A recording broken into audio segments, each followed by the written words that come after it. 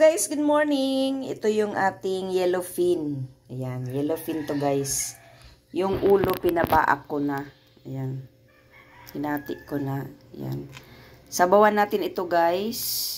Meron ako ditong luya. Ayan, nag-chop na ako ng luya.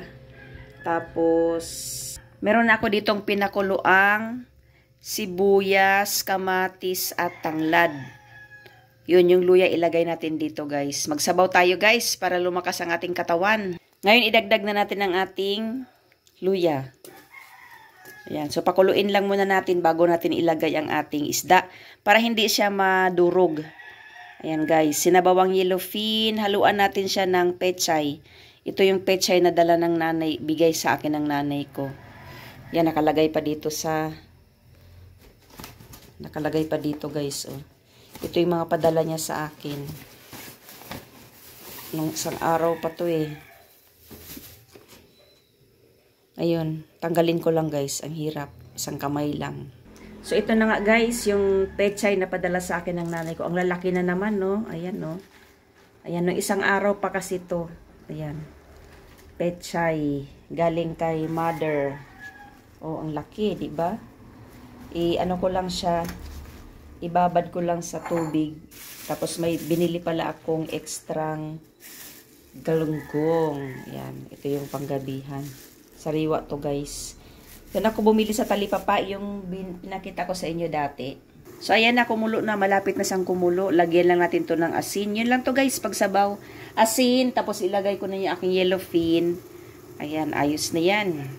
Ayan, kumulo na. Ihulog na natin isa-isa ang ating isda. Yan.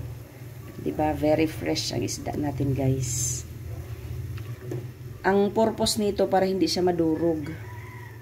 Yan, ganyan lang. Hindi na natin yung gaano paghahalukayin. Lagyan lang natin siya ng asin. Ayan. Masarap na yan. Tapos yung pechay na inano ko, nilinis ko, binabad ko muna sa tubig na may asin.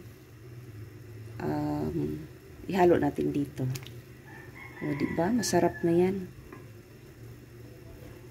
Ayan. Pakuluin na lang natin. Lagyan lang natin. Ang idagdag ko lang dito guys ay asin.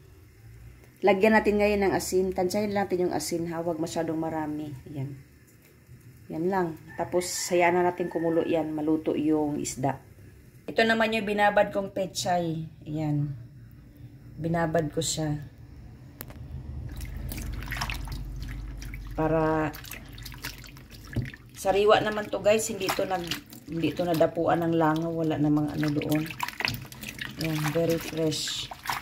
So libre na ang ating gulay. Yung isda natin ay yung isang buong tuna is ano, a yellowfin is 182 o 182. Mahal na rin, medyo may kamahalan na rin, pero di bale, kailangan natin kumain ng masustansyang pagkain. Ayan, so ayan na ang ating yellowfin. Kumulo na. Pisain ko yung ano, yung kanyang mga kamatis para magdagdag ng umami taste. Umami o daddy. Ayan. So, pinipisa ko yung ano, yung kamatis para lumabas yung lasa niya. Iba naman ay kusang napipisa. Asin lang dinagdag ko dito guys. Tapos meron tayo ditong tanglad ito. Lemongrass, diba? Meron akong tanim na lemongrass, kaya maganda talaga guys na kapag may itinanim, may guys, tumunog na, tumahol na ang ating layo. Yan, tignan lang natin kung okay yung lasa natin.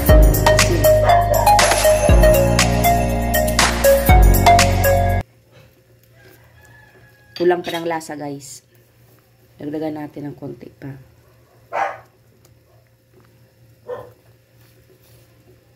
Ayan. Tapos hugasan natin yung ating pinagtikman. Ayan na guys, kulong-kulo na siya. Pinisa-pisa ko yung mga kamatis para maglasa talaga.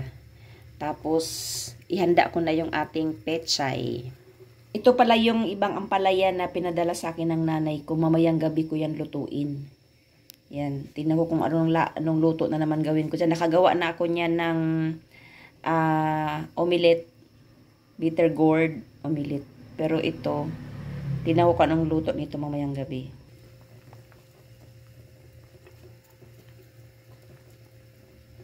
So, ayan na guys. Tapos ko na mahugasan. Very fresh ang ating pechay. Ayan. At ito na ang ating sinabawang isda. Ayan. Yellowfin. Yellowfin soup. Okay, ilagay na natin paunti-unti ang ating mga gulay. Ayan. Veggies. Na galing sa ating nanay. Ayan. Shout out sa aking nanay guys. Oo. 77 years old na yun guys. Pero makita niyo very healthy siya. At shout out sa kanya. Lately, nagji-gym siya guys. Oh, nako, talaga naman. Nagji-gym siya. Nagji-gym siya 3 times a week. Oh, diba? Gym together with walking. Pag hindi siya mag-gym, nag-walking siya. And then, eating healthy diet. Diet siya guys. Ayan. So, idiin lang natin to. Hindi na natin yan pagka halu-haluin kay madurog yung isda natin. Hintayin na lang natin siyang maluto guys. And then, meron na tayong sinabawang yellowfin. Shout out sa lahat ng aking mga channel members. Shout out sa inyong lahat. Makikita ninyo ang kanilang channel name at channel page dito sa hulihan ng aking video. Okay, para sa ating palaro, sa ating pag-games, ano yung ingredients na hinalo natin para magkaroon o ma-extract yung umami taste, umami o daddy? Comment down below guys, yung unang makapag-comment ay mananalo ng 50 pesos GCash or Super Chat. Super Chat tayo guys kasi pagpalipad, hindi ko minsan mabantayan yung inyong LS, so Super Chat or GCash. Thank you so much guys. Ulitin ko yung ating, ano yung ingredients na mag-extract or mag-add ng umami taste sa ating sinabawang yellowfin. Comment down below and thank you so much for watching. At mamaya ipakita ko sa inyo ang luto ng sabaw ha. Ayan na guys, luto na yung ating sinabawang yellowfin. Ayan. Thank you so much for watching.